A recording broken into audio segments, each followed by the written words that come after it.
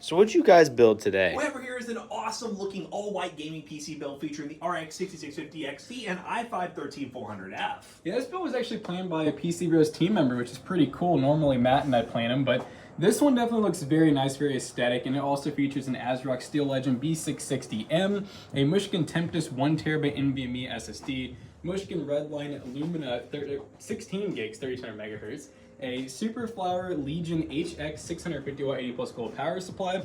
We have some Asia Horse white extensions.